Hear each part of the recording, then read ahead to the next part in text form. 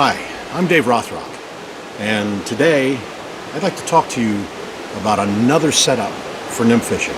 The system I'm going to be talking about today is drop shot nymphing.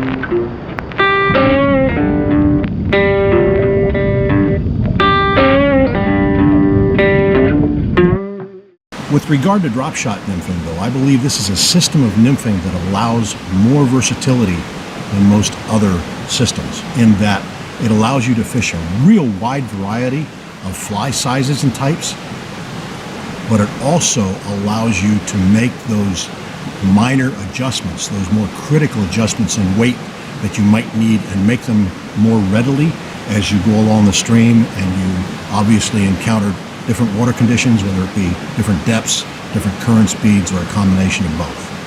And that being the case, when we talk about drop shot nymphing, we're talking about a setup that actually has you place your weight on a section of leader that is below your bottom fly. Now, I'll be honest with you, I fish very few beadhead flies, which means my weight is not incorporated into those fly patterns that I'm using. That being the case, yes, I'm attaching weight into my system otherwise. Now, in the past, what I'd done was place that weight about 6 to 8 inches above my bottom fly to start with. And the difficulty with that, I've learned over the years, is that what you're going to have is you're going to have anything lighter in weight when you're having that leader and those flies drifting. Those flies are actually going to be drifting down current of the weight, which means that when a fish takes your fly, that weight actually has to get down below the fish in order for you to encounter hook into fish flesh. So that being the case, there's a time lapse there. I really believe that allows us, unfortunately, to miss more fish than what we might actually hook if we have a system that has us more tight and actually in contact with that drift. Now, you'll find other videos that'll deal with drop shotting, but typically those videos will show you fishing this setup with an attached strike indicator. I'm going to be talking about fishing it with a leader that we incorporate a sighter in. Now, full disclosure would have me reveal I've been fishing these types of leaders with sighters since the mid-1970s, long before the whole idea was brought over from Europe, with the competition fly fishing becoming more and more popular here in the United States. So yes, I've had a little bit of experience fishing these systems. And what I find is that this drop shot system on these sighter leaders really provides an advantage, because it allows me to stay far more in contact with my whole system. And that, of course, means these flies that I'm fishing. Now, unlike with the Euro nymphing style, where all of your weight is incorporated into the fly, your heaviest fly is always that anchor fly, the bottom fly. But what gets hung up most in the drift is actually that weight. If you've got it incorporated into the fly, that means your fly gets hung up. But with this system, it's the split shot. One real advantage of fishing a drop shot system is the fact that I lose very few flies.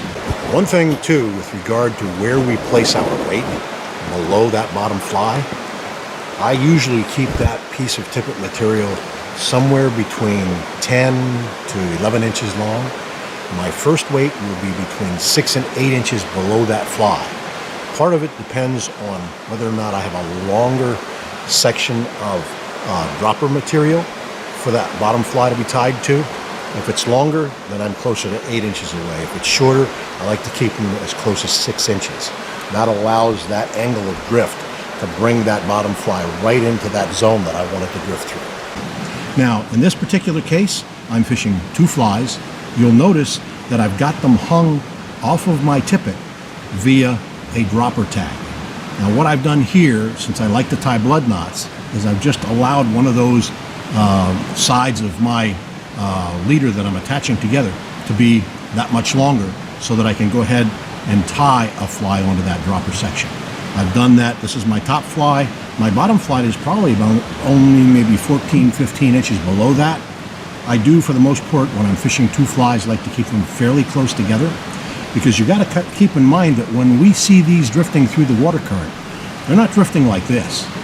They're, for the most part, drifting at an angle, which means that they're fairly close to the same depth. There's only a few inches that are going to be separating that line of drift that these flies are going through that current at. Now, the other thing is that also means that my bottom fly in particular is probably only about 3 or 4 inches off the bottom of the stream as it's drifting. And that's about where the snout of a trout that's lying there in wait for food items to come into its zone would be ready to take my fly, or any other flies that are drifting on down, whether it be real or artificial. So that being the case, I believe that this really allows me to be more in the zone as well with regard to where those trout are lying and feeding. Now, when I am able to fish unweighted flies like this and still position them or have them drift at the depth that I want by using the weight on this attached section that's actually below my flies, that to me gives me a better drift advantage than what I would have for the most part in other systems. Now, what's interesting too is it's a system that allows me, if I want, to really target one specific area of drift, and that means I just go ahead and fish one fly. That would be the bottom fly. But by the same token, if I notice that those trout are feeding somewhere higher in the water column, I only want to fish one fly, I go ahead and I put it on the dropper that's furthest up. And I can alter, obviously, this length of tippet material that comes down from this fly in order to fish that fly at whatever given depth that I want. But when I'm drifting like this, and I encounter that bottom and I'm in contact with that drift, you'll see, obviously, just like you would at fishing any other system that incorporates sighters, you'll see that sighter and it'll appear very nervous in that drift. That lets you know you're getting down. If I see a need to make a change, all I do is either add or take off shot, or if I have to take off a shot and place a smaller shot on here, I can easily do that. I don't have to change anything else in this system. Now, some folks like to fish nymphs that are actually in line. And by that I mean, if you're fishing two nymphs, you have one tied right to your tippet, but then off the bend of the hook, you'll tie another section of tippet. The problem with that is, as I see it, when a trout encounters that fly and chooses to take it, and it makes that move where that fly drifts right down to that trout's snout, as that trout opens its mouth, if it encounters that tippet, it can actually push the hook point out of that trout's mouth, and all of a sudden we have no take, and we've missed an opportunity. So that being the case, all of this setup, I think, really allows us to be more in a position to hook up more often, to drift our flies at the depth that we desire, and at the same time to fish an incredible variety of sizes of flies. Think about it, when you put a weighted fly on here, whether it be a bead or a tungsten bead, what you're dealing with is, once you get down to size 18 and 20 nymphs, it's pretty hard to get that fly to be the type of fly that you might want to fish. An example would be little blue quill nymphs or blue wing olive nymphs. But that's not so with a system like this. Now, some of you might say, well, what happens if you want to change a fly? Because your droppers are fairly short, and I do keep them short. I like to have them probably about 3 inches, sometimes a little bit shorter. That means I may be able to tie the initial fly on and possibly get one more fly tied before that section of dropper tag is too short. All I have to do is take another piece of material that I want to use for a dropper.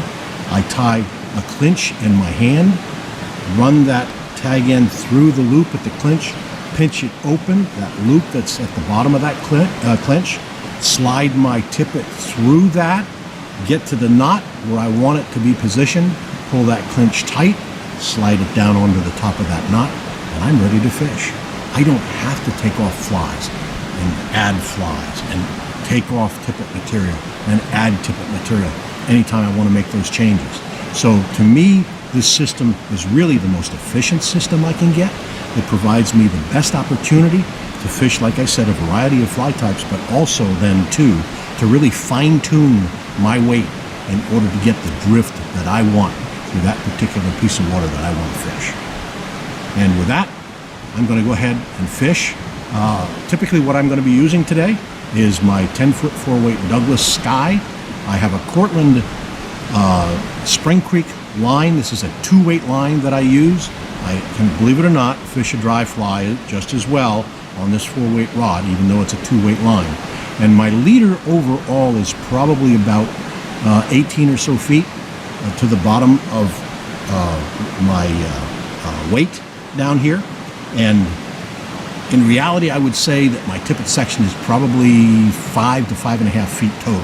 So when you think about that, since I'm fishing 4X for the most part, all I've got is that really, really thin 4X drifting through the water column. So in reality too, the current is really not going to impact that drift nearly as much as if I were to have a lot more, much larger diameter leader material drifting through that section of water that I want to drift those nymphs through. We've had a number of comments and obviously then questions on the first video. We've had a really, really great response. It was interesting because I've literally got emails from around the world on this subject, so it's definitely something that a lot of fly fishers are thinking about. Now, when you think about the drop shot rig, obviously this has us placing our weight below on another piece of mono attached to our leader that's going to actually be below the nymphs. And that means what's going to be bouncing on the bottom is the weight. That's what we want. Why do we want that? For the simple reason that when we've got our flies set up like I set them up, and that's off of a dropper tag, we literally have the ability to place that fly, that bottom fly, when we're using two flies, at approximately 3 inches above the substrate. That's right about where the snout of a trout might be when they're holding on the bottom, waiting for some food item or some item that might appeal to their curiosity to drift by, so that they might in fact then intercept that item. Now, when we have a real shallow angle of drift with a sighter system, that means that we can have that weight a little bit further down that final piece of mono to ensure that our fly is drifting at the depth we want it, or the amount of distance we want it up from that average depth of that substrate. So we have that ability to make that adjustment. If we're fishing a more steep angle of drift, then obviously that weight is going to be a little bit closer to that fly. So I start out with, if I'm fishing a shallow angle of drift, having that weight approximately 8 inches below that knot. Steeper angle of drift, I'm going to go up and get it somewhere about 6 inches away from that bottom blood knot. That begs the question. We're attaching split shot to this leader. There are other folks out there that will advocate setting it up a bit different. Some of them will actually tie a weight at the very bottom of that last section of leader.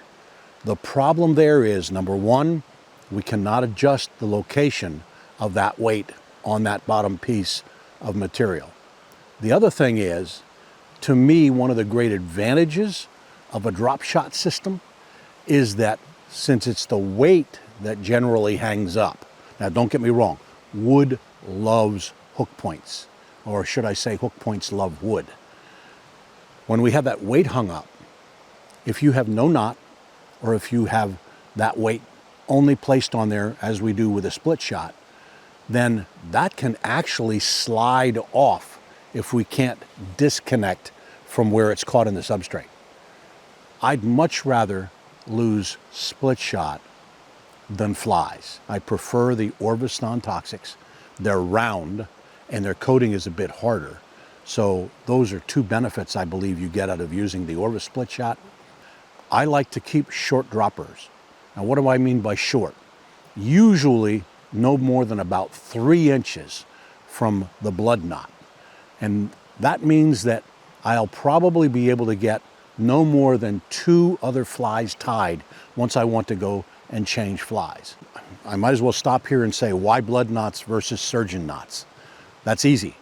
A blood knot gives me a 90-degree angle from which that dropper tag comes out. Surgeon's knots either have an upward angle or a downward angle.